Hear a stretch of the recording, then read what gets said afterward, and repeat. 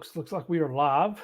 So I've been looking forward to this. This has been, you go ahead and open the view on YouTube and see how the stream is going.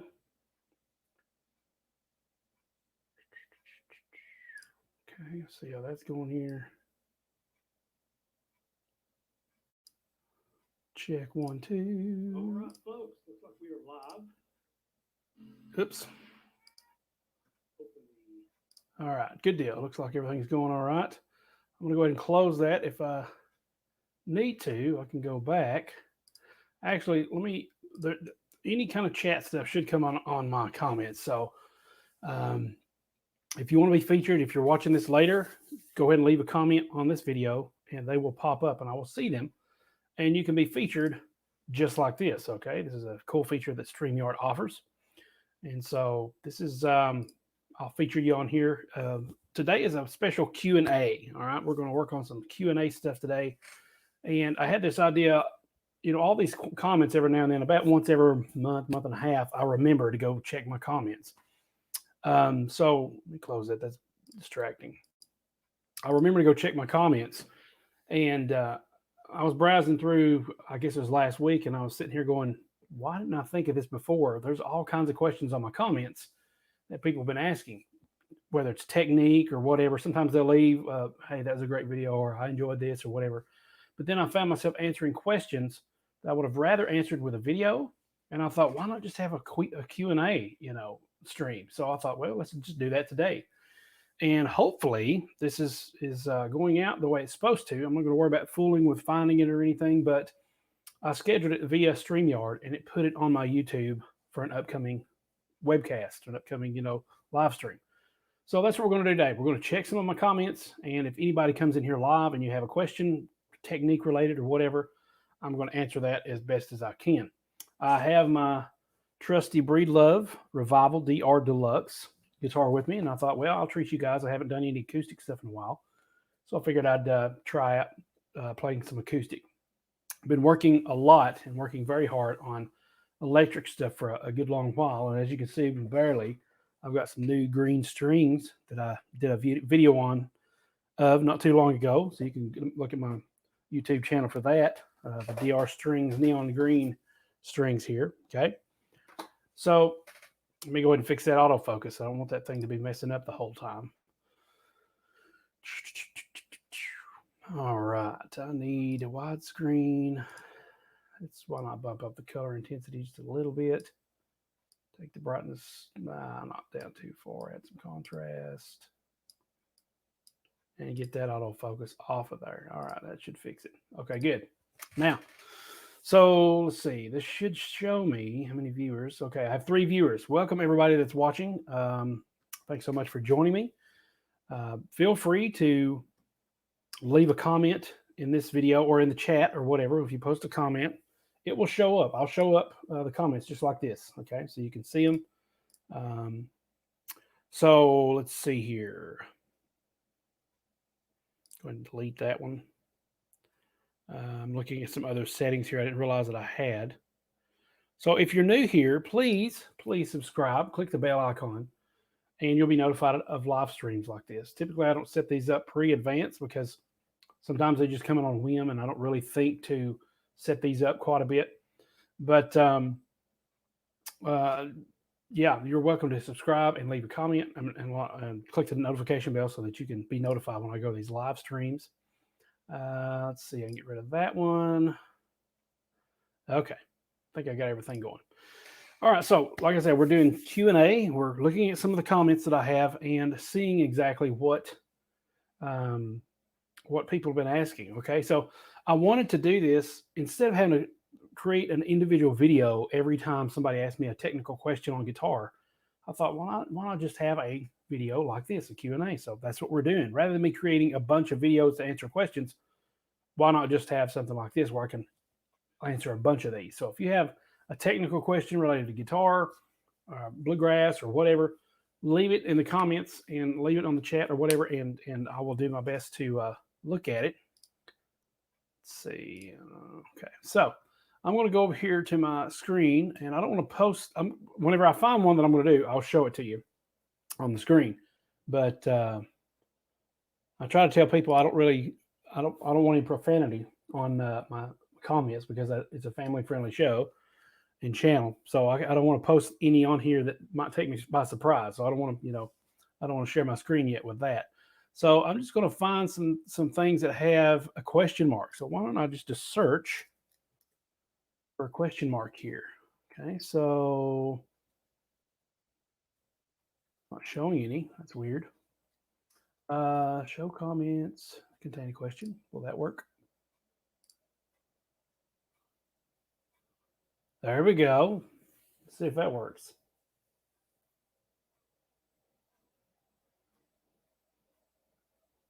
It is searching the comments. So any comments that have a question will show up to me. Oh, good deal. We have 2 people here. Thank you, Rick Hurley. Hello back to you. Thank you for watching. We have our first question here. Steve. It says, how do you start figuring out playing feels with your notes? It always sounds empty when I start playing some solo notes, but I hear most bluegrassers doing both at the same time. How do you start figuring out playing feels? I think I remember seeing this question in one of the comments.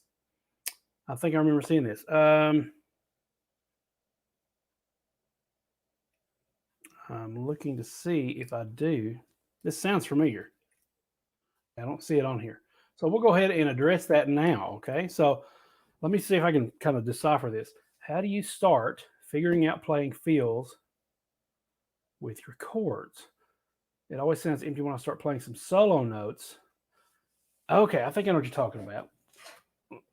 This is a really good example of just playing general feels in general. It comes, okay, Steve, you did ask it before. Okay, I thought so. This sounded familiar. So let me go ahead and move the comment so that you can see my guitar. There we go. All right, so feels with chords, okay. Let me think here. So if I'm not mistaken,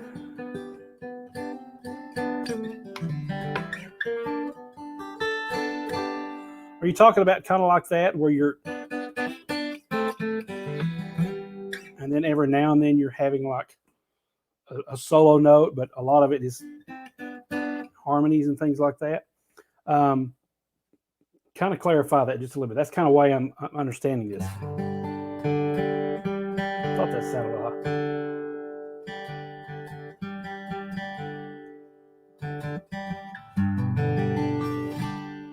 So the way I approach, let me just give you an idea of what I'm doing. When I hear something like that, I think of something that a course that I did, I guess is about a year ago, called Bluegrass Guitar Arpeggios, and that really opens up the door. Matter of fact, I was just telling you that I think I mentioned this. I'm doing lessons with Marcos Foley, amazing guitar player, one of my favorites, and I'm taking lessons from him right now. It's amazing all the stuff he's teaching. It's way over my head, some of it, but I've still got. I just want to learn it. And we've been talking about arpeggios. Specifically, today was a lesson, and we've been talking about arpeggios. So, and I did a course on this. Now he goes into it much wider, things you can do a lot more on electric guitar than you can acoustic because the strings and the way the neck feels, and you got the amplification, things like that. But guitar arpeggios are a great way to start. And for one example that I get, that I use a lot is, in my mind, I see this shape as a D. Okay, so if you take and remove the ring finger, put your middle finger there, and then take this ring finger that's kind of hovering and put it up here, you have what's called an inversion. Now this is the third, so this is going to be the first inversion. If you have the fifth in the bass,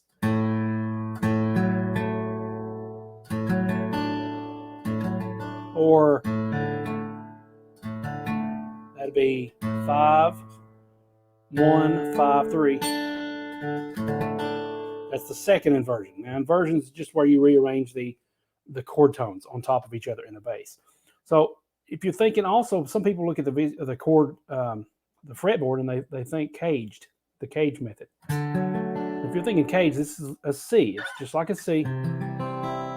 move it up 1, 2, and then we have a D chord, but in the C shape. And typically, I don't use the pinky here, but I do use these three. And for one reason of this is because I've noticed that Tony Ross uses it like crazy. When he's in G and he plays a lot of stuff in G, up in here,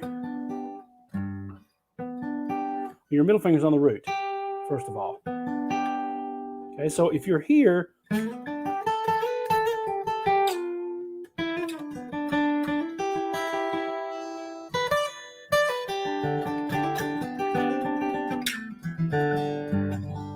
now in that sense, I'm kind of looking at playing some of those notes. Okay. Okay, yes, I use the cage. Okay, so Steve understands the cage. That's it. Yeah. Okay, so I'm on the right route here then. So I'm just using certain notes that I already have my fingers on or that I can already visualize here.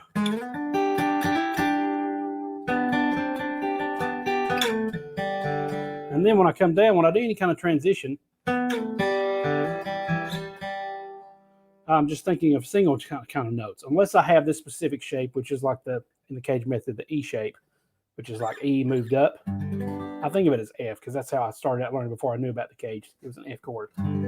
So if I have this chord, I have these individual notes, and that's a triad. That's the 1 and 3 and the 5. So the 1 is here. Here's the 3. Here's the 5, which makes up a major chord. Which, when I look at it, I think of, well, that's a chord, and within this area, there are other notes that I can use. For example,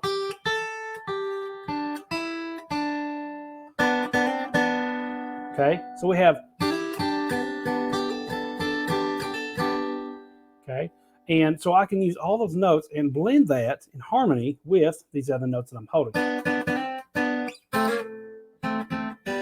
Okay, and a lot of that, if you want that snappy sound, you're going to need to use hybrid picking. Okay, so you're going to use the pick and the middle finger and kind of pluck those. Little slides, something like that. Or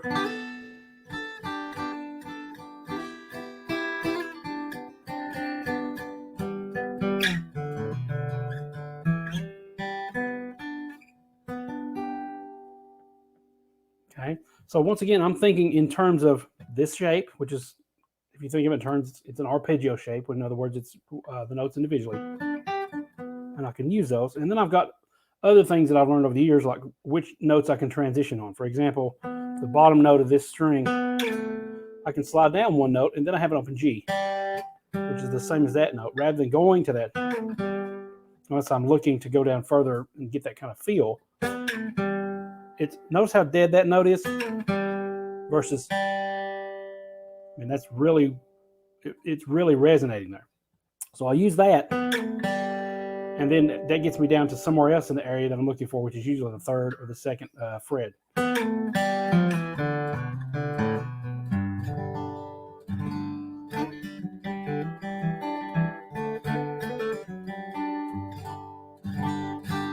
Okay, so a lot of that too is when you're playing a chord, you just add some melody notes.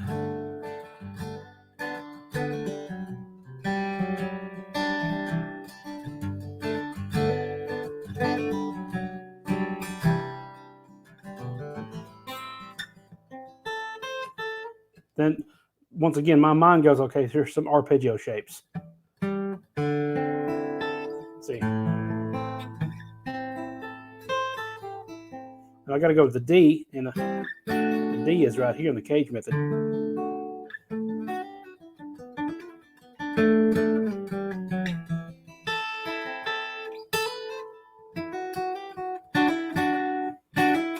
That's a really good shape to do that with. If you're barring a D chord, C chord, just an A moved up. That's what's called the A shape. You got 3 places to do that.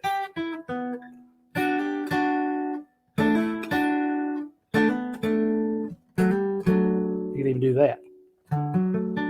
Okay, so when I'm thinking of kind of harmonizing some solo notes, that's what I'm thinking of. A lot of partial chords, you know. This is not the whole bar chord. It's just what I call a short chord. in my Bluegrass Guitar Essentials. That's what I call short chords. Okay,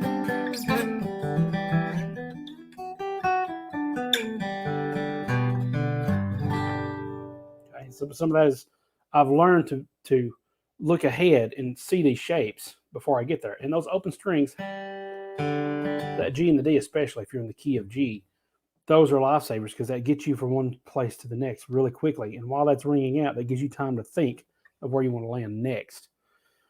Okay, so man, there's tons of stuff on just that. I hope that answers your question. That's what I'm trying to figure out. Okay, good. All right, Ben. Here's Ben. Not Ben. What am I thinking? Rick. Sorry. How do you do the walk down to D chord? Okay, walk down to D chord. Let's see. There's several ways I'm thinking. So if this is what I'm thinking you mean, I'm not exactly sure. Let me take the comment off.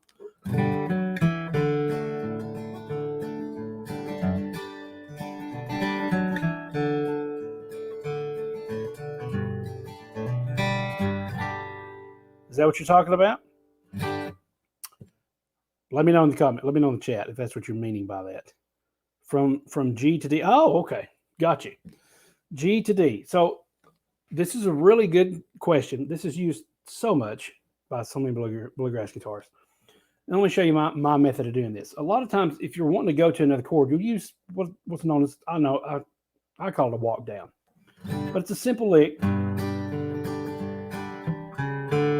of messed that up. And if you notice there's a little space where there's no other music. The strumming kind of stops. So not strumming, right? Then you go back to strumming. To me, that kind of kills the mood. I like to keep that strumming going. And this can be difficult for some people. You're doing like two things at once. A lot of times people will tell me I sound like I'm two guitar players. That's because I like to keep the strumming going so that it doesn't sound like it's just completely dying, in the middle. So what I tend to do is those upstrokes that happens on that strum, like that, I would say for this method, you want to be comfortable with those upstrokes and not really have to think about it too much. So I'm just doing what I call an alternate bass strum. Bass, bass, bass, alternate bass. Okay, so that way when I go to do this walk down, I'm going to do this slowly. Now that was a bad note. I'm usually hitting the upstrokes, and I'm not really paying attention to the E string on the bottom. And usually I'm using my pinky there too. That way I can leave this finger here. Okay. So if I'm not and I want to use this finger, or if I want to slide over, then I'll just hit those open strings there. But I don't really focus on the E because I have to lift my fingers, and that's not part of the chord. So I just typically go to the B string and hit like the B and the G and maybe the D if it happens to hit that. So you could practice doing that. First of all, get your fingers on it. There's a couple ways to do this. You can go from the B note or the second fret A string, second, third, fourth. Typically I slide. I hardly ever use the ring finger for that. I just slide forward and then come back to a D. Now, if you slide and you change your hand position, you need to come back. Now you can do this with the upstroke and you can practice that. Or if you do it like I do, I use the pinky so I can leave this finger here if I'm playing this G. A little weird, kind of feels kind of weird. My palm is not resting on the guitar in the back. When I go up here, my wrist tends to come up so that I can hit that note, and then my palm rests on it that way. Typically, I don't advocate people playing with their palm all the way up here. It just limits your movement. I like to have that wrist dropped and that thumb down kind of. But with this lick on that one spot is the only place that really happens. Okay. The other thing that I just noticed with this is you don't have to do the ups on the higher strings. You can actually just play around between the A and the D string. But there in that last one, it's like da-da, two of those. You can just do this little slide. That's the end. Like that. That way you don't get two of those. It kind of sounds odd.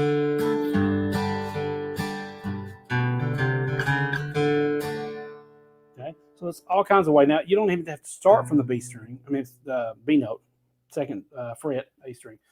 A lot of times I'll start from the third fret.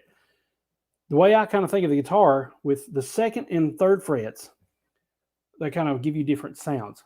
With the keys, with a C, G, and D chord, I use those quite a bit. The second gives me more of a major sound, a happy sound.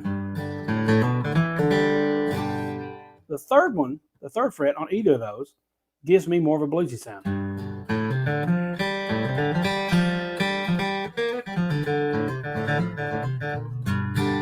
Okay, so I get a bluesy sound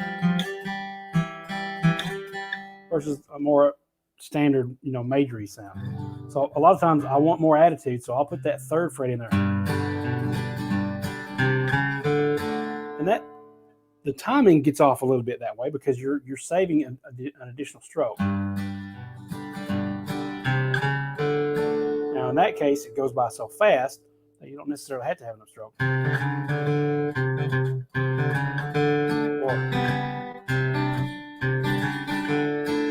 Let me just play around with it, see what I normally do. I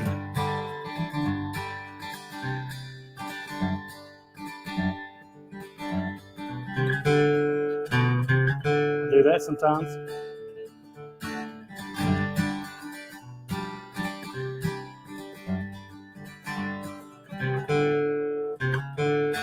Yeah, that's going by so fast. I don't worry about an upstroke.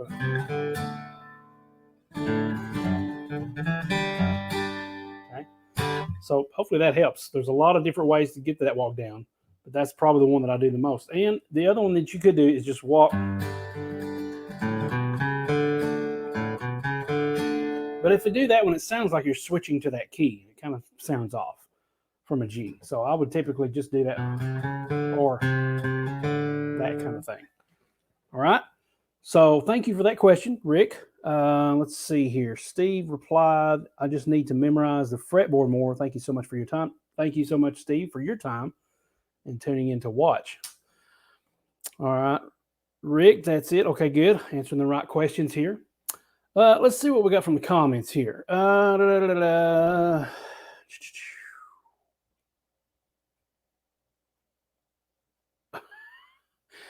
Okay, here's one from 8 months ago. Somebody asked me about my coffee grinder video that I did.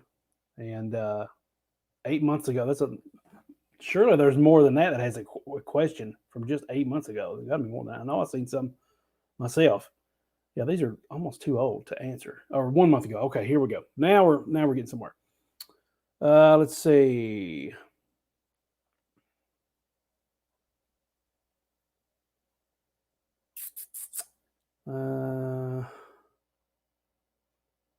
G major relative minor.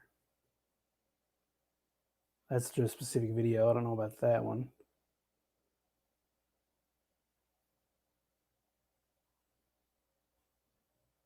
Okay, but let me just show you guys this one here.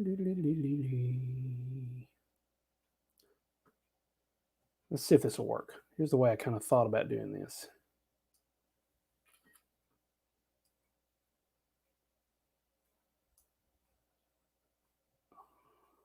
Oh, that didn't work. Let me see. I'm trying to figure out a way to put this on the screen.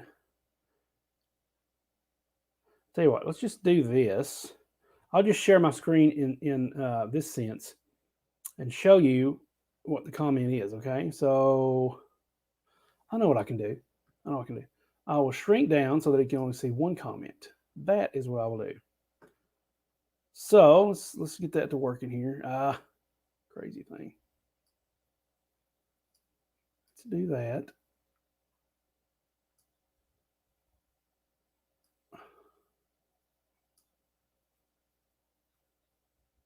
All right, that'll work. Good deal. Okay, so you should be able to see this now on screen. Okay, good. Here we go.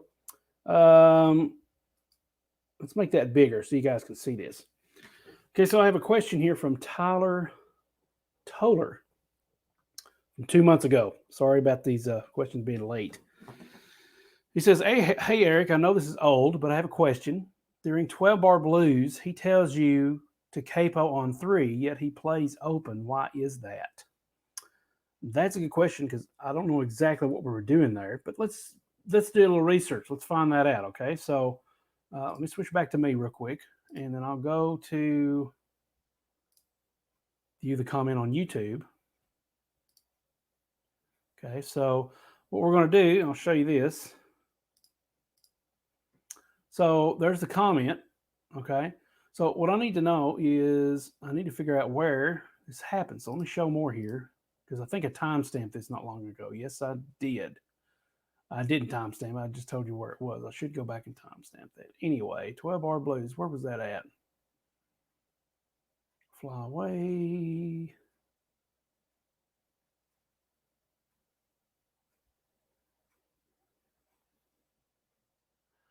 Oh my goodness. I didn't even put it on here. I know we were doing blues. Guitar talk. Blues jam.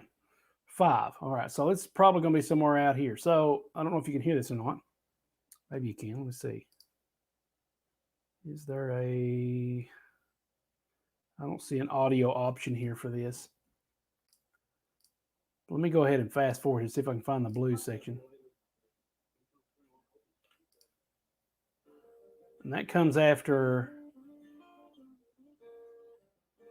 I'll Fly Away.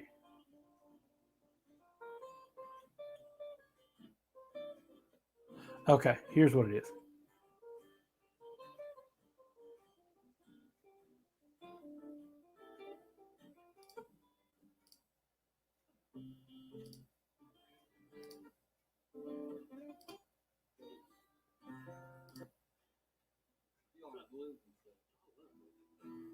I don't know if you guys can hear this or not.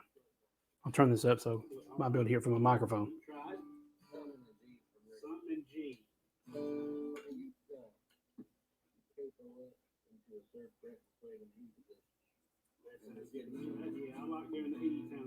Okay. This is, I don't know if you heard that or not, but he said capo it up to the 3rd fret and do an E position. Okay. So let me show you why that works. Once again, the question was, back here in my comments, from Tyler. During the 12-bar blues, he tells you to keep on the 3, yet he plays it open. Why is that? Okay, so we're doing blues in G, right? So, oh, I've seen somebody else. I'll get to your question in just a minute. Aziel, thank you for joining. Thank you for tuning in. So, blues in G, we're playing in G, right? Okay, so if you think of this, we talked about the caged method earlier. If you think of this, there's multiple ways to play chords on the fretboard.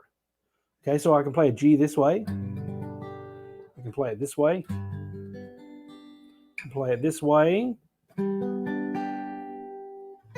Okay, I can even play it down here like this. This is more of a power chord. There's no 3rd in that.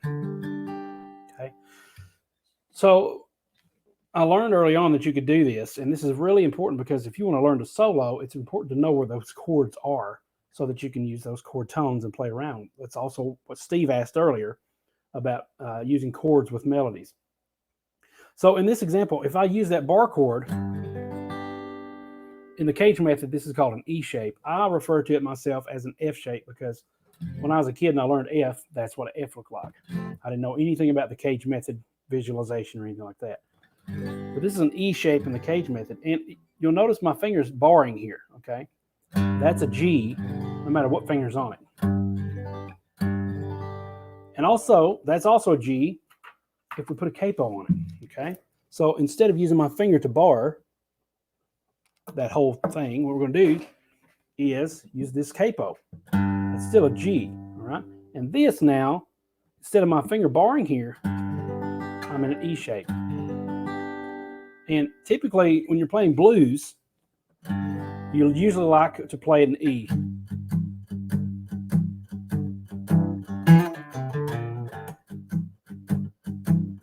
Okay? And that's just more fun. Playing blues in G is not really that fun, but this way I can use a lot more of the bluesy tone.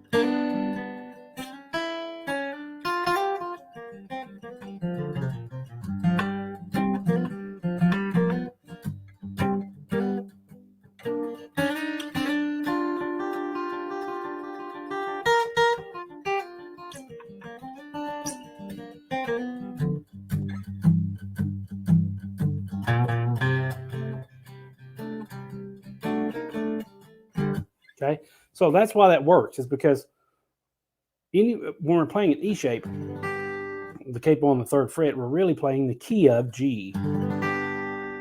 Now, what you're going to want to look for, Tyler, is a capo transposition chart. Really easy to find. You can Google it and you can look in the images section. There'll be tons of them.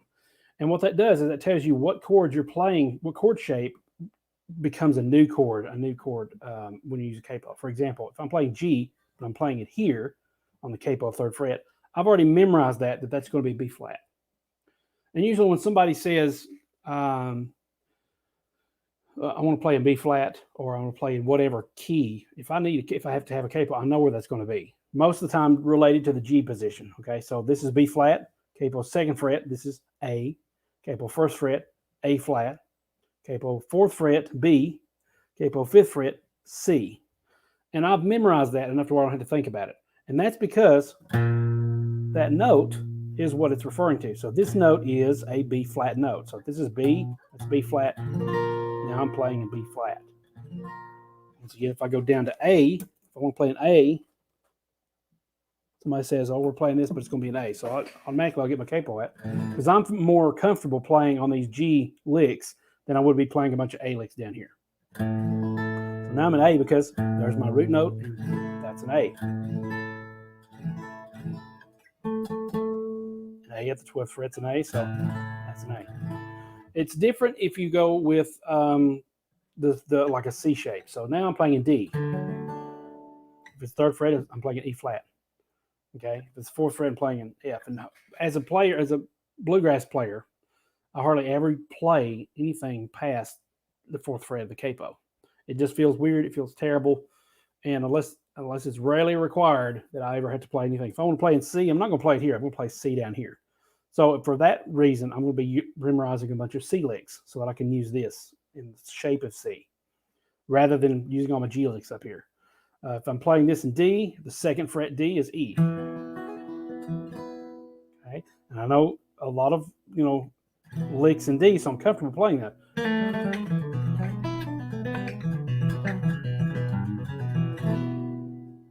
Okay, so I've got some standard ones that I always go back to based on a lot of Tony Rice stuff.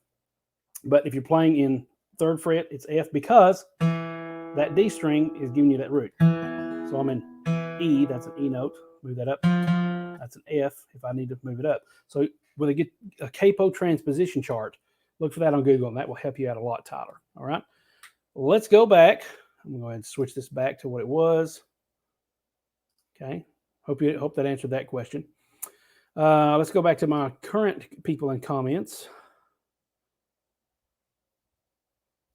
All right, so we have Asil Giancaspero. Hope I'm pronouncing that correctly. I'm not exactly sure. You're Italian. Okay. Wow. Thank you. Welcome, SEL. I was just talking about Marco Sfoli earlier. I've got lessons with Marco Sfoli, and he's amazing Italian guitarist. Amazing. Okay, so your question is high, but in 6/8 time, how are the grun made? Could you? Okay. Sorry, the tradition I do with Google Translate. I'm Italian. Thanks. I need to understand what you mean by grun. How are the grun made? I don't know exactly what you're saying there. I think it's probably mistranslation on the Google Translates part. While you're defining that, I wanted to give you a quick update, guys. I've been using this Dunlop Prime Tone pick now, so much so that the logo has worn off, and I must say I really like it. It's still a little bit big for what I like, but I've gotten used to it, so it's not a big deal. And the wear down isn't too bad. I mean, I'm enjoying it. It was a few months back. When was it that I put this video up? Let me go back here and look at the video when I put the video up here of this pick. I'm not sure what I can do. Hold on just a sec. Let's see. This was back in February. So I've been using this since the end of February. Okay. March, April, May. It's the end of May. And I've kind of had to switch my points here just a little bit. That's the most worn side, which really you can't really tell too much. Okay. Switch to a new side. It's a little sharper. still a new side, worn side. Okay. So for me, I can tell when it wears. And so I switch when I start feeling like I'm having to dig in a little further with the pick and it doesn't sound as defined and it's not as responsive, then I'll just flip that over and I've got a new side. And so far, if this is the average, if I have to flip the wear over every, let's say it's been February, March, April, May, I'd say it was about 2 to 2.5 months where I had to flip this over. So 2, 4, 6. So a new pick every 6 months is not bad, especially for the tone this gives. I've reviewed all kinds of picks on this channel. I've reviewed V picks, which I used before this. I've reviewed Dunlop Tortex picks. I've reviewed the blue chip pick, all kinds of picks. And for the money, this right here is probably one of the best values. I think man, it's been a while since I've got this. I go more in detail about it on the other video that I had. I don't think I can show a video here. I'll tell you what I can do. I'll give you the link to the video in the chat, okay? So that way you can go watch it if you're interested in doing that. But I am, so far, really enjoying this pick. Hadn't had any issues with it, other than it's a little slippery, okay? So here is the video for the pick. What's that called? What's the name of that?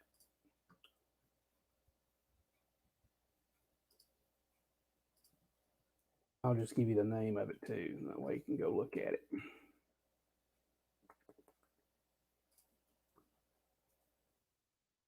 There we go. So it should be in the chat now. Aziel or Aziel, I'm still don't understand what you mean by the Grun. How are the Grun made? Hi, but in time in 6/8, how are the Grun made? Don't know exactly what you're meaning by that. If you could clarify there, I'd really appreciate it. I'll go ahead and remove that. So yeah, I'm really enjoying this. I don't know what the price was, but it came. I know for a V pick, I think I paid $30 for 10, so that's averaging a $3 a pick. These are usually $3.50, maybe $4 a pick, and these are the large lots. Okay, I like those. I didn't realize, but these are a little bit duller in comparison to the prime tone. The prime tone sounds a lot like a blue chip. Has that really good tone, and for the money wise, I think this was might have been $4 for 3 or maybe 6-pack. So that's a better value for sure. And if these last every 6 months, that means I've got, if I had a 3-pack, let's just say I had a 6-pack. I think that's what it was. If I had a 6-pack, then one pick, it's going to last. So that's going through 2 picks a year, 2, 4, 6. These picks will last me about 3 years if I'm doing that. Actually, no, it won't. Let's see, because check this out. I got 3 points. Let's just say at 2 months a point. 2, 4, 6 months. Yeah, about 2 picks a year. And so that gives me 3 years worth of picks for just $4 for a blue chip like, really close to blue chip like tone. Definitely recommend these. These are Dunlop prime tones. This is the, I think, 1.5 millimeter. And I use tri-points just for the fact that it gives me more mileage per pick. When I'm done with one, I flip it over. It's a little bulky at first till you get used to it, but it's really good. All right, so I got some more comments here. Oh, here we go. ACL clarified. I wanted to ask how to do 6/8 time. Put in the bass runs. How do the G runs? Okay, gruns. Sorry. That's what gruns means, G runs. So how to do a 6/8 time? 6/8. So I equate that with 3/4. 1, 2, 3, 1, 2, 3. Okay. Let me hide that real quick. 1, 2, and I've got the capo on. Let me take the capo off so you guys don't have to worry about capos. 3, 4, 1, 2, 3, 1, 2, 3. 6/8 is basically double time. It's faster. 1, 2, 3, 4, 1, 2, 3, 4, 1, 2, 3, 4, 1, 2, 3, 4. So it's faster. And if I'm doing that, if I'm needing to do G runs, you said bass runs. How do I put those in the bass runs? 1, 2, 3. What's it? 1, 2. That was 1, 2, 3, 4. I need 3, 4. 1, 2, 3, 1, 2, 3, 1, 2.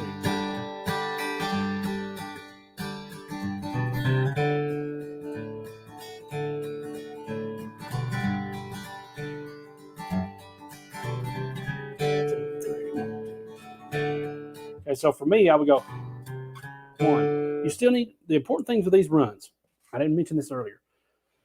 And this is with a lot of solos, with a lot of chord switching, with a lot of anything in music, is you want to know which note you need to land on.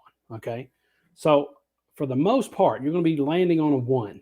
And if I'm talking about not the chord tone 1, 3, 5, I'm talking about your beats 1, 2, 3, 1, 2, 3, 1.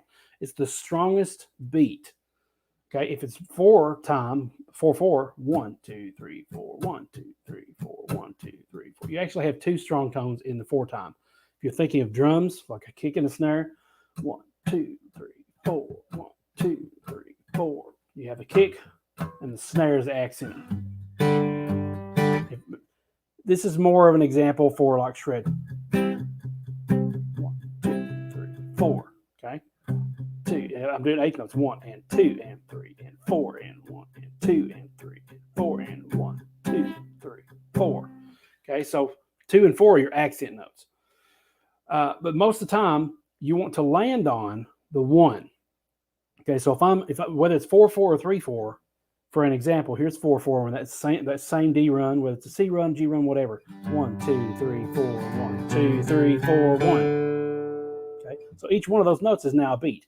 2 3 4 1. Okay, with 3 4, let's try that one. 1 2 3 1 2 3 1 2 3 1 2 3 1. So it takes up all 3 notes of the measure. 1 2 3 1. 1 2 3 1 1 2 3 1. Okay, so it's the same kind of pattern. You want to land on a 1 for the next chord, and you want to make that bass note that 1. I'm thinking of Marty Robbins down in the West Texas town of El Paso. That kind of gives me that kind of cowboy sound by doing the 3 4 thing. Now that's if it's faster, 6 8. Now, also, you might not want to play 1 2 3. You might not want to play the 1 note. You could play just the 2 and the 3, but you still have to land. That next bass note needs to be on the 1. 1 2 3 1 2 3. I'll just go 2 3 1. Now for a G run, 1 2 3. 1 2 3 and 1. 1 2 3 and 1. 3 and 3 and.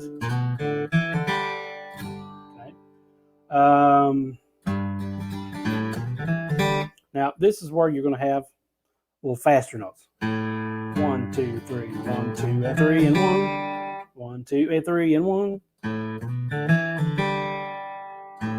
and 3 and 1. Okay, so if you can subdivide your timing and remember to always land on 1, then you're going to be gold. Okay, it's going to be great. All right, comments are catching up with me, guys. Thanks so much for staying with me here and for participating. I think this might help a lot better if I pre-schedule this and let you guys know when it's going live. Okay, so let's go to the next question here by Rick.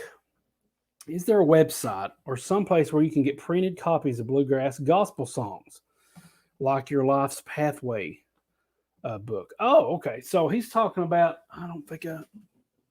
I've got it in here, but it's. Give me just a second, and I'll go retrieve it. Life's Pathway book. How did you know about that, Rick? Have I run into you before?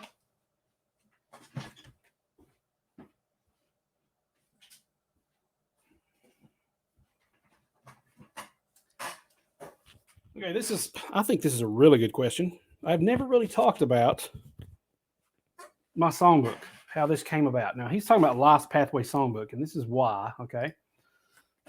This is it, all right? So this is when I used to play with my group, my family group, and some friends, and it was called Life's Pathway. That's the group that we called our name.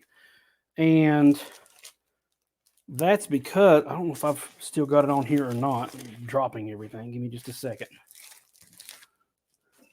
This might be just a good topic of conversation by itself, is this notebook here. I don't think I've got any in here, but I had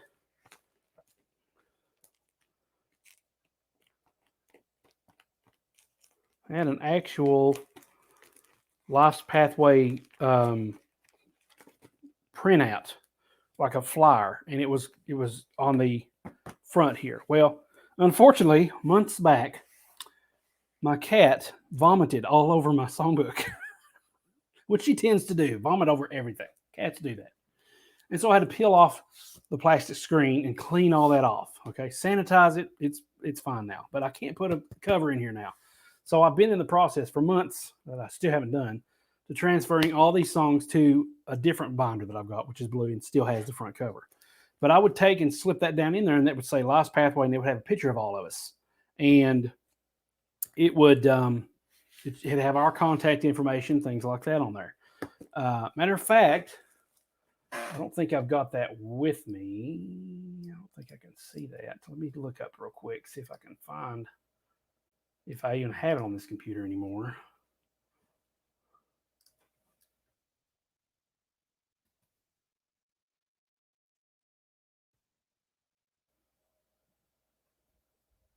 Oh, is that it? Okay. I got the picture, but I don't have the thing. Let me get. Okay, I'll just do that. I'll just move this over here. Okay, so if I show you the screen again, you can see this is what we look like. So this picture was in black and white, and it was on just a standard 8.5 by 5 or 8.5 by 11, 8.5 by 10, however the dimensions are. Piece of paper, and then it had Life's Pathway and then our phone numbers underneath it. So that's what was on the songbook. Now, since I'm no longer with the guys, what I'm doing is, let me go ahead and pull that up, and I'll show you what the new one looks like. I'll drag it over to the new screen there. All my designs, where's it at? Okay, now I've got this one.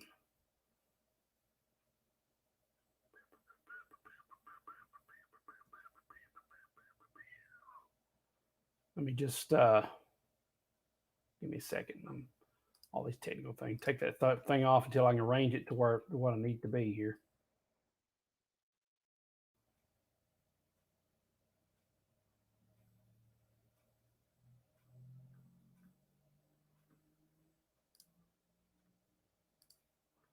La la la. Let's zoom in on this.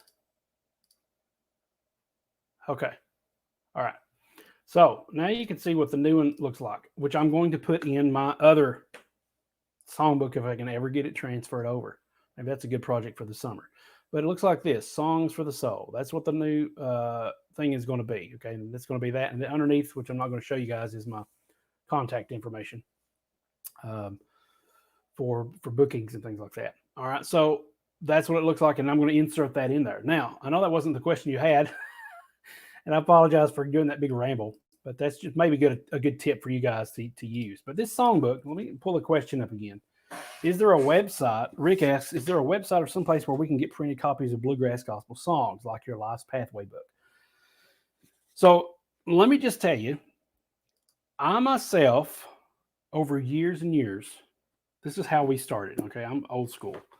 We took and now we can print these things out. But before, I actually had our stepmom when we was playing when I was a kid, like 15 years old. I used to play with my family, and we were called the Heavenly Travelers. And she wrote out all our songs by hand whenever we found them. And through the years, when we all moved out, her gift to us was that she copied these and gave us a big songbook with all our songs, which that thing is about that thick. I'm not kidding. It's huge. Over the years, what I would do is when I would go to church, Rick, we would listen to all these songs, and we would kind of like, hey, we'd go up to the singer and say, hey, would you give me, a copy of that song? I'd like to learn it and play it. Or I would just sit and hear the song several times, and by the time I'd heard it from several different places, I would memorize it and write it down so I wouldn't forget it. Nowadays, we got YouTube, and we got all these other places we can go to and do a Google search and find the songs we need. So we no longer need this, right? We don't have to have to handwrite them. Myself, like, here's a song called Here I Am by the Hoppers. I just looked that up. And what I did, usually when you look up a song, it's not going to have it the way you want it. So I just copied the text, put it in a Google Doc, and then print it out the way I want it to be. Okay. A lot of times you would skip a space and then you would write the chords as well. If you're not familiar with it, with me, I know this song, so I don't have to remember the chords or anything like that. But for example, is that one in here? There is. Yes, here are two examples. This is another one that I went and found online called If I Shout by Jason Crabb and C.T. Townsend. Really good song. And instead of using the chords, I use the Nashville number system. I don't know if you can see that. But in front of where it changes, like for any one, I'm in 1. And then I go further on, you can see the 6 minor. So I mean, that's the minor 6. So that way I don't have to have G, C, D, and then years later have to redo it because I no longer sing it in G, C, and D. I just have to remember the numbers for the Nashville number system. So that works out for me better. However, with this song, this is another song, and this was laid out in a certain program, and it's been so long since I don't even think I have it anymore. Let me look on my applications and see if I can find if I even have this program anymore. Let's see. What would it be called? Give me just a second here.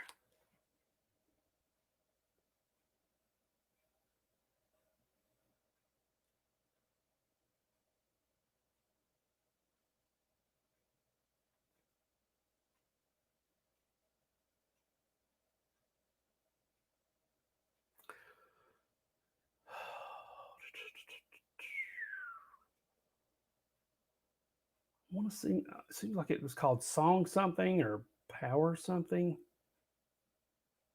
Kind of just skimming these, so I may, if it's here, I may even actually miss it still.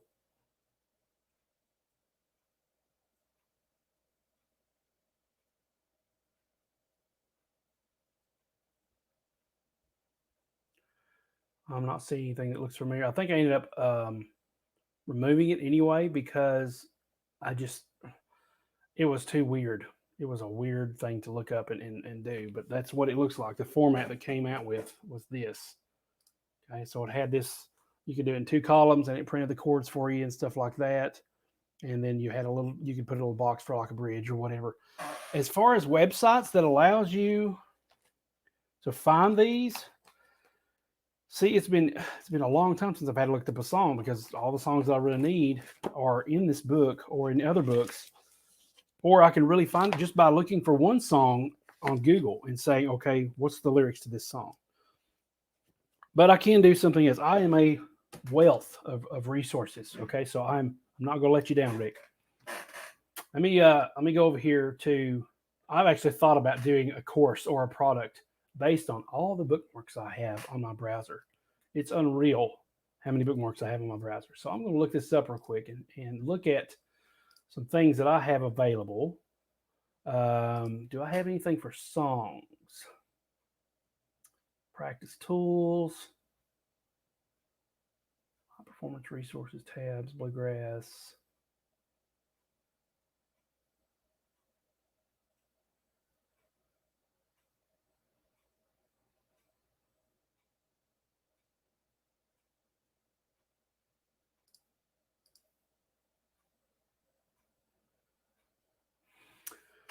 Here's one. Let's see. All time things.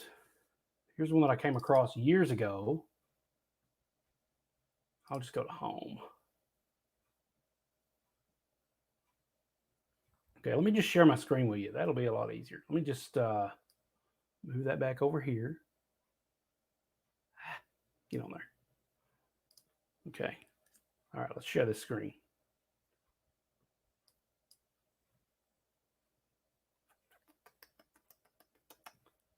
Let's see. I'm going to go ahead and share this with it as well. All right. So you should be able to see this. Okay. All right. So what we have here is a list of tons of bookmarks. I bookmark everything, it seems like, and I always put it in my categories. All right. This is just for guitar. I've got all kinds of other things that I've got. But this is from the tabs and lyrics. And if you go to this little website, it's called traditionalmusic.co.uk. All right, let me go ahead and put that in the comments section here. And if you're watching, I notice I have more viewers here. Please be patient. I'll get to your question as soon as possible, and we'll keep this thing rolling. Good day, son. My dad is here. Thank you. Your comment is now featured on my channel. Check out Rev 10 Beatty on YouTube. Great Bible studies on his channel. Okay. Man, those are good questions. I can't wait to get to these. So let me hurry through this for you, Rick. This is one of the best places I've found to find all kinds of songs, sheets, and things like that. You got somebody else asked about Carter family. I think it was you again, Rick. Any tips on playing Carter style like Wildwood Flower?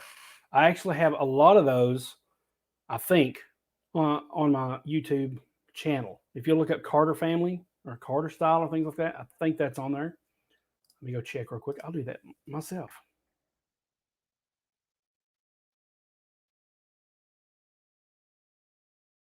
Let's see. Do I have any of those on here?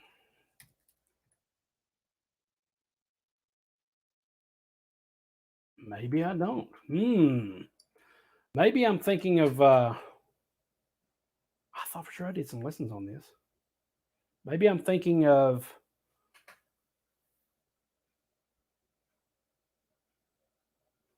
My Bluegrass Guitar Essentials course, because I know I did. I'm pretty sure I did Wildwood Flower on that. If you could look up the actual tune, I don't have the word. Okay, I don't have the word Carter on my videos, but I have some lessons about Wildwood Flower. And if you can think of some tunes that they do search my website for that. But I will tell you, as far as Carter style goes, it's just a bass, and you're playing a lot of strumming, and you're also playing some melody notes. We talked about that at the beginning, how you incorporate chords and things like that. So, for example, let me go back to my thing so I'm seeing what I'm doing. For example, and a lot of stuff is in C as well. Okay, so let me go back to my pick here. So if I'm in C,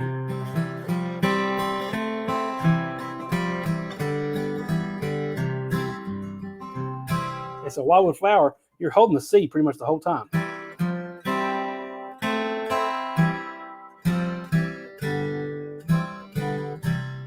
And I'm just basically hitting those melody notes while holding the chord, and it acts as a strum.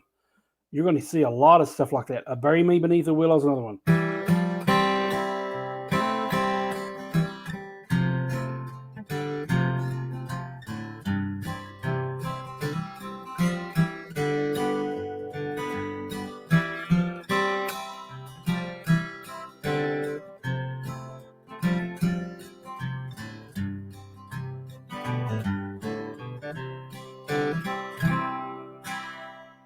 Okay, so a lot of that is downstrokes. There's hardly any down up picking. It's all quarter note stuff, pretty much. So that's my biggest tip for Carter family stuff is just play a lot of stuff on the downbeat and hold a chord and start messing around with some of those melody notes. For example, I had to actually move. I had to move my middle finger here. But I'm still aiming for this C note down here. And I didn't want to hit that open D string now because it's not part of the C. So I hit this note. I'm aiming my pick towards the bottom half of the guitar. And I don't know if you see it or not, but I mute the bottom string a lot with my ring finger and sometimes my pinky because that's not part of a C chord or the F now because it's kind of like a note from the F. Right? So I want to keep this C position because I'm only using it for one note. Right? And I try not to hit that E. Sometimes it happens. But that is my big tip for Carter family stuff is just hit your melody notes on the downbeats, okay? So let me go back and finish this question here. This is one of the biggest places that I can think of to give you. Did I put that in there? Yeah, I put the link to this on the comments. But if you'll notice, it has Carter family right here, okay? You mentioned gospel. Well, here's some Christian music, old country gospel, worship, old-time hymns, spirituals. If I click on that, you got like a little introduction thing. But you can go through authors, you can go through the hymnals of different kind of hymnals that they have. Baptist hymnal, 500 good old hymns with a PDF. This place is an encyclopedia. And if I could there's tons of other places. I was going to go search for these other places, that I have here for tabs and lyrics. Here's some chords and scales, different things like that. I don't really have a songs library link that I can think of, but just this, I'm telling you, just go here and you will find a ton of stuff. But by the way, we used to call um, those songs that you mentioned in my last Pathway songbook. Those used to be called. We used to call them special songs. So those songs that you usually can't find in a hymn book, they're special songs. And I'll tell you another good resource is if you look for the Singing Moles Convention hymn book. They're usually like a flimsy spine, flexible spine, and the one I have is blue. It used to be the old Mama and Papa Mole. I forgot their actual names, but he's the one that kind of had the froggy voice. If you don't know who I'm talking about, just look them up, the Singing Moles, and they have a songbook, and a lot of those are special songs that are not really printed in hymns. Another good one is if you look up some songs by the Primitive Quartet. Reagan Riddle has his own songbook, maybe multiple ones, but it's all songs of the Primitive Quartet, and they come up with a ton of songs for that everybody that you hear pretty much sings them. I'm No Longer an Orphan, bunch of other songs that they come up with. So definitely check out some songbooks by other well-known artists. They may have their own songbooks. Okay, so let me go back and see what I've got here. I don't know if I'm going to have time to get to any more questions on the comments, but I think this is a good way of doing this. I really like this because I like communicating with my audience, and I feel like I don't have a lot of time to do that. But I think this is a good way to answer some of these questions. Okay, so let me go catch up here. Great, grazie. Thank you, Asiel, for that question. Rick, love your music and follow you on YouTube. Thank you, Rick. Okay, so here we go. Hergum, 1991. I'm terrible with pronouncing names. Forgive me. Hi, Eric. I'm not a regular viewer, but subscribe. Thank you so much for subscribing. Make sure you click the bell if you haven't. And when I catch you live, it's always great. Oh, well, thank you. I appreciate that. I hope you and your family are fine. Greetings from Belgium. Thank you so much, Jurgenim or Hergenim, or however you pronounce your name. Okay, so your question was, what is your wow verse from the Bible? Mine is Isaiah 53. Very good, the whole passage about Christ being led as a lamb to the slaughter and the whole sacrifice and all that crucifixion, how that all happened. Hundreds of years, by the way, before it ever actually happened. Mine, I don't know about wow verse, but my favorite verse has been for many years, and as far as I can remember, has probably always been Proverbs 3, verses 5 and 6, which says, trust in the Lord with all your heart. Lean not unto thine own understanding, but in all thy ways acknowledge him, and he shall direct your paths. Okay? So I cling to that verse. And that has helped me in so many ways, especially that second part. Lean not unto thine own understanding. Man, how many times do we get it wrong? How many times do we think one way? You mentioned Isaiah. If you go to Isaiah 55, you'll see where it also says that my ways are higher than your ways, and my thoughts are higher than your thoughts. God sees way beyond anything we could ever think or imagine. All right, He can do things above all that we can ask or think, exceedingly above all that we can ask or think. Ephesians 3:21, I think that is, or 3:20. So mine has always been Proverbs 3, 5, and 6. Trust in the Lord with all your heart, not just part of it. Give it all to him. And I'm having to do that now because as of Tuesday was my last day of private instruction. Caleb, if you're watching, I'm going to plug you here. I actually had one of my dear friends and preacher buddies, Caleb, call me up and ask me to give him private guitar lessons. And I had to turn him down because that last day of teaching lessons on Tuesday was like a relief because it was something that I'd been doing for years. And as of the last year, maybe a little over that, it was just becoming more of, I don't want to say a burden, but a pressure. And I felt like I wanted to get out and do other things. And I realized what it was is that I was giving all of myself to my students. But by the time it came around to where I could refill my own creative well, then I didn't have anything else left to give. And so I felt that pressure and that just, absence of creativity, of expression. And I wanted something different. So now as of Tuesday, I'm transitioning into a new area of business. I'm going to be working on mixing things, audio engineering for clients. I'm going to be working on session music. So if you need me to work on any of your album stuff or the guitar stuff, acoustic and electric, I'm available for that. You can find that on Sound Better and Air Gigs. I'm on both of those if you want to hire me for some of your stuff on that. I'd really like to work with other artists that push me to be a better performer as well. So I've got all these things that I'd like to do, but I don't know how they're going to pan out.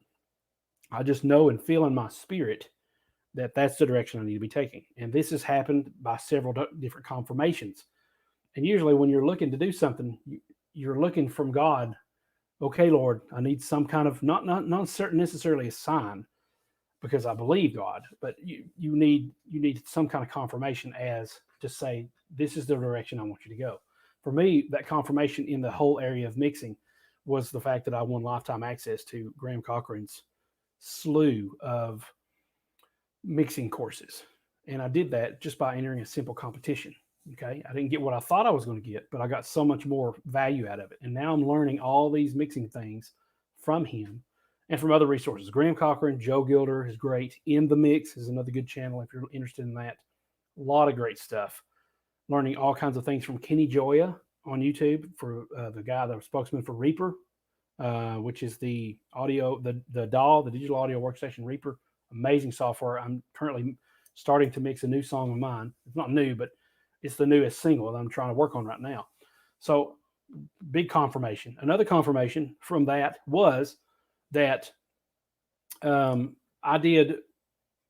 was contacted. Actually, I contacted Waveform Traction. It's the DAW that I really love and I've used for years. And I was contacting them about an issue I was having with the program and had a question about it. And they said, well, I'm glad you contacted us because we're looking for some new material for our new launch of Waveform, now version 11. Used to be called Traction T, T4, T5, T6, T7, blah, blah, blah. Then it finally changed over to Waveform. They rebranded themselves. They asked me for one of my songs for the singer-songwriter templates. And now, if you download Traction, there's Waveform Pro and the Waveform Free, completely fully functional DAW. If you go to traction.com, check out Waveform Free. There are some templates. If you go to open a new project, and you can choose templates. The singer-songwriter template is actually me singing one of my songs. It's from one of my mixing sessions of my single, Start the New Year Today. So you can actually play around with some of the tracks and the stems if you download Waveform Free. And that was my second confirmation. I got to work with to me, a pretty big name in the industry of DAWs and mixing and things like that. So that, for me, that was like, okay, that's two confirmations. Let's just pursue this. I don't know how the bills are going to be paid. I don't know how it's going to pan out. I just know that that's the direction I need to go. So that was a long answer. Thanks so much, Jurgen, for giving me that question. All right, let's keep going. And once again, Dad, good day, son. Good day to you, Dad. Appreciate you turning in. Beautiful. Thank you. Thank you, Jurgen, for answering that. Okay, that would be awesome. I've said so many things, Rick, that you have to clarify. What would be awesome? I don't know exactly what you're talking about here.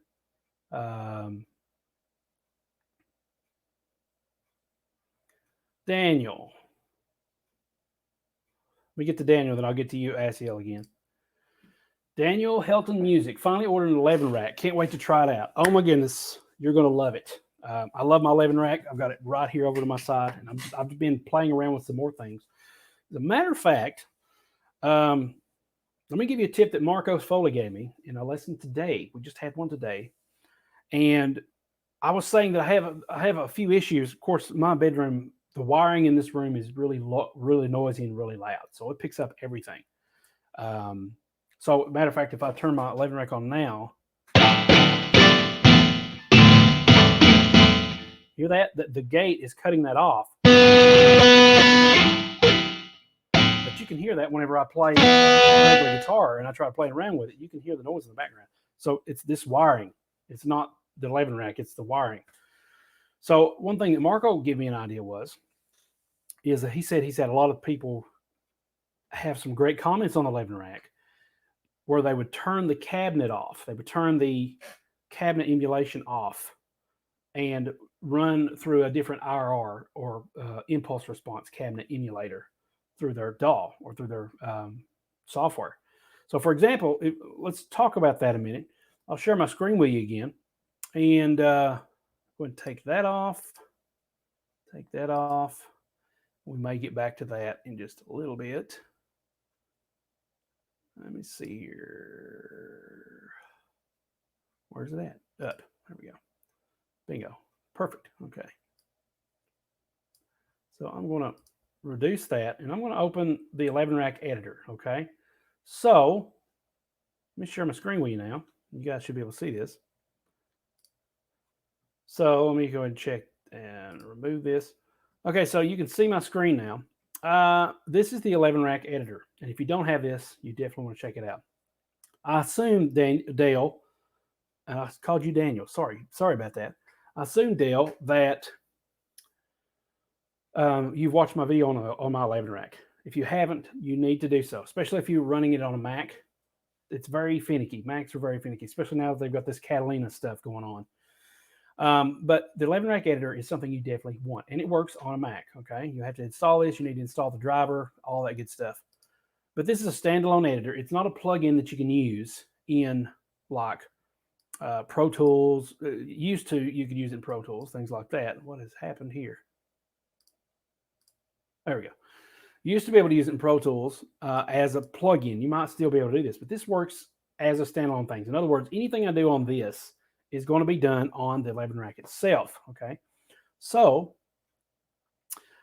what you would do is you would turn off this cabinet emulation. This is the cabinet. Okay, so that's this right here. I can turn this off, and now I'll play through the guitar, and you'll hear what it sounds like. Sounds like a bunch of hiss, right? And that's because there's no cabinet that's being fed through it. If I turn the cabinet back on, then you get the full sound. Okay. So what you could do is, if you're having issues with any kind of sound or anything, turn the cabinet emulation off,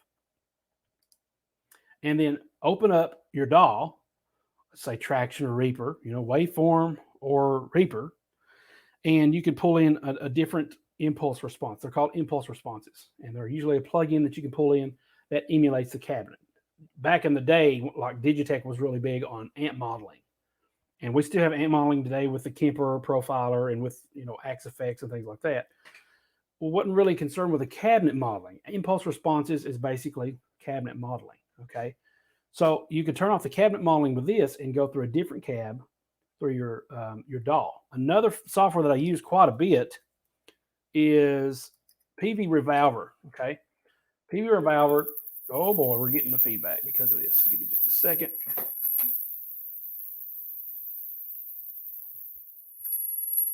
Let me just quit that. Oh, that hurt. Hope that didn't hurt you guys. That hurt me. I know that. Let me do this one more time. I think I know what the problem is.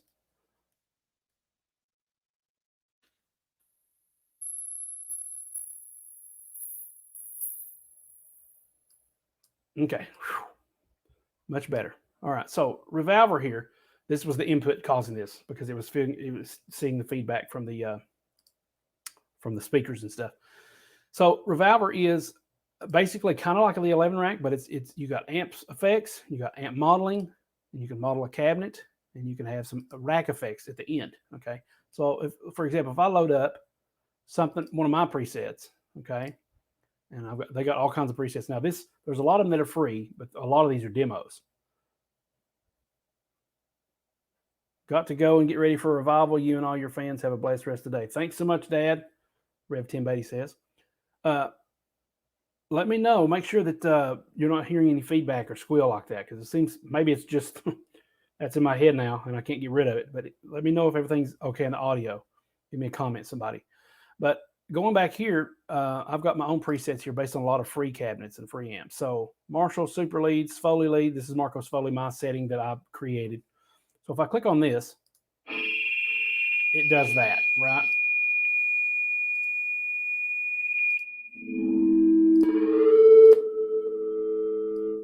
That's because of the outputs again. So if I click on this, it adds an amp to this. So the cool thing is with PV, you can actually use it as a plugin. It's a standalone and a plugin that you can pull in your DAW. Now, what you would do is your 11 rack, you would leave the amp modeling on, but turn the cabinet off. Okay, and then you could have something like PV Revolver, you can go ahead and delete the amp here, and the amp is gone. But now look, you got all these cabinet options, okay? So I can choose Peavey, all these different ones. I can choose Red Hot, all these other things. Michael is just their version of Marshall. If you noticed that by the way the amp looked. Like I said, some of these are free, some of these are demos. So if I just click the random one here, the little D up here, you see, I don't know if you heard that, but that's a little demo sound so that you can't actually use the amp until you buy it. So all I do is I just try to find some that are free, you know, find some until I get rid of that red thing. So now that red D is gone here.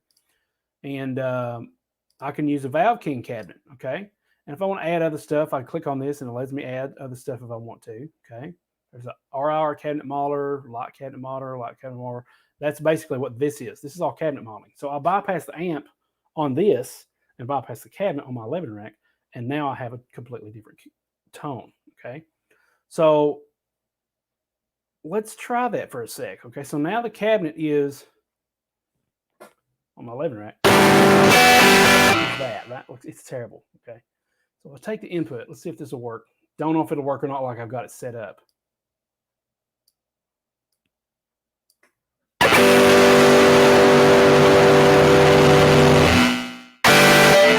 Kind of the same thing. What happens if I change a different? Let's go to a different one here.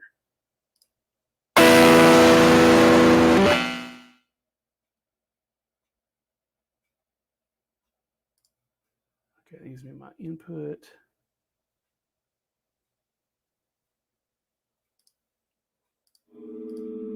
Oh, that's the maximum gain, basically. That's the gain it does. So for some reason, I may not have it routed right, but for some reason it's not showing the sound of the cabinet. But it is pulling from the input.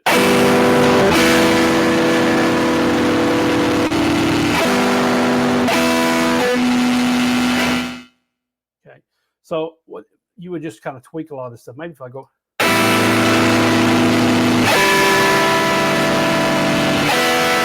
It could have something else to do with the 11 rack itself. Like there's, let's see if I go over here to cabinet. It's on bypass. Speaker breakup. Let's turn that all the way down.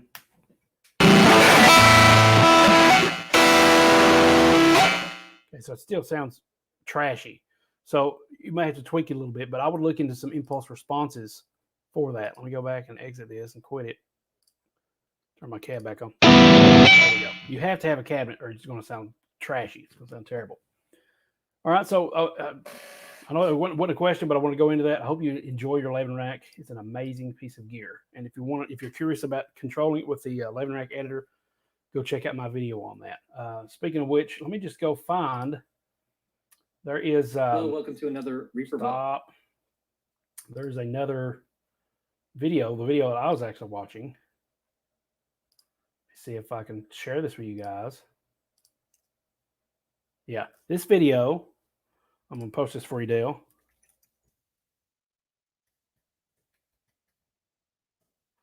So that's going to be posted. This is 11 rack bypass, cabinet bypass. And this is a video that you want to watch to learn how to bypass your cabinet and all that stuff. Okay, so let me just answer a few more questions before I get off here. Let me go back to some ones before this. Could you recommend a gospel book with sheet music for flat picking? Flat picking gospel sheet music. I don't have one in particular, but I can recommend that you check out Steve Kaufman's courses and books. He actually has some fiddle tunes, flat picking A to Z series, and they come in 3 sections like A to F, G to M, N to Z, kind of things like that. But he also has a lot of good gospel stuff. So he may have some things that you can check out. You can go to, I think it's flatpick.com with a K, flatpick.com. And he actually has some free fiddle tunes. So let's check that out, okay? Let's look at that and see if that's available. We'll go over here. Let's go back to see if that's the right website. Flatpick.com, okay. Let's hide this comment.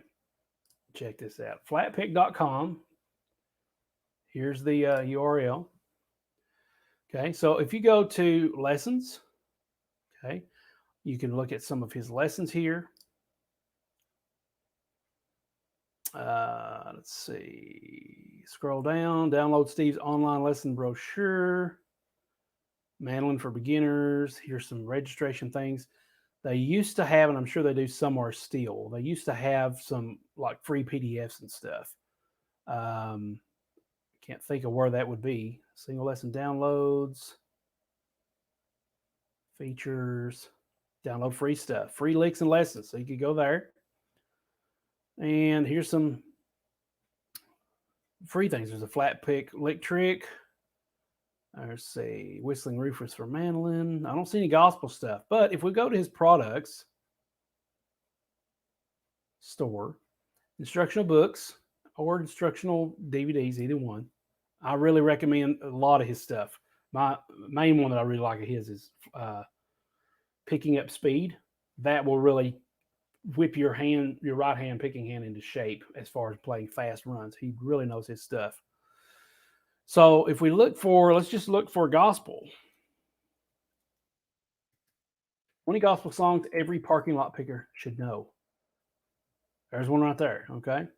So that is on 6 CDs. So that's a big deal there. Let's see. That's the only one I'm seeing. Let's see what the details are with this. Downloaded version is available here.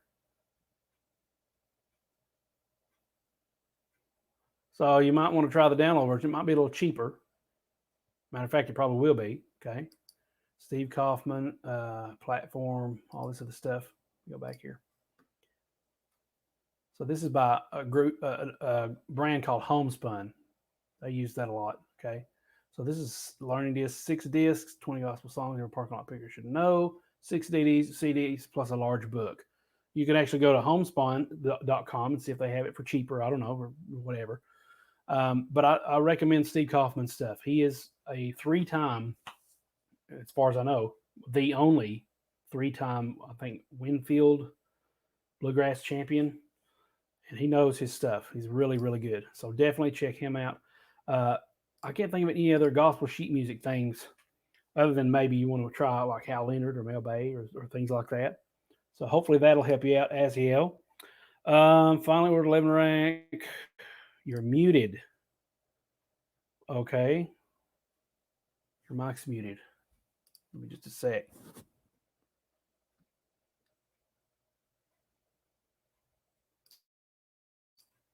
Can you hear me now?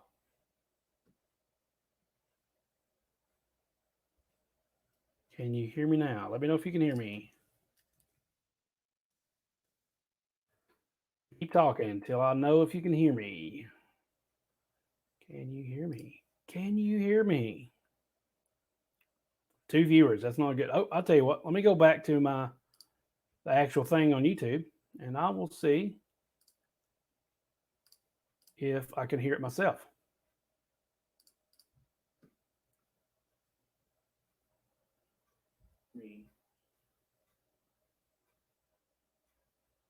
Keep talking until I know if you can. All right, good. You guys should be able to hear me. I don't know what that was all about. Thanks for the heads up on that, Dale. All right, I think we're good for today. We're about almost an hour and a half into this thing. Thank you guys so much for watching this. If you're just now tuning in, I see we had one more viewer. That's probably me. I can hear you. Cut it out. It cut out when you tried to start the PV amp with 11 rack. I can imagine. I think it was stealing the resources. Thanks for letting me know that. Basically, I was just talking about how you can use the racks in PV and it just click off the cabinet modeler and just have just the rack modeler and use that. And also gave a link to how to bypass the cabinet on the 11 rack here in the chat. So, yeah, I think still can't hear me. That's odd. Give me a sec.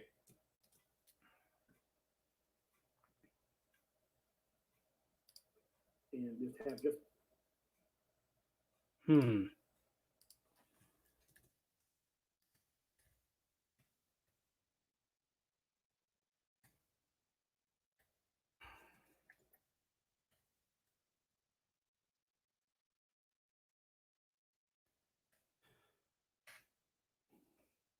Okay, so when I click on it, I can hear it, so it should be going just fine. Not exactly sure what's going on there. Let me go share my screen here and see if that does anything with it.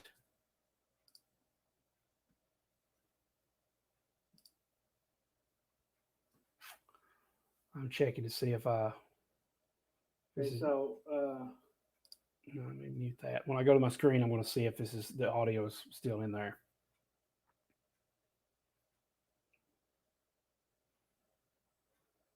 I'm about to ready to shut it down anyway. It's been about an hour and a half. That's plenty long for a stream. I only plan on doing like 45 minutes, but it got rolling and that's fine. I'm ready. I'm good to go with that.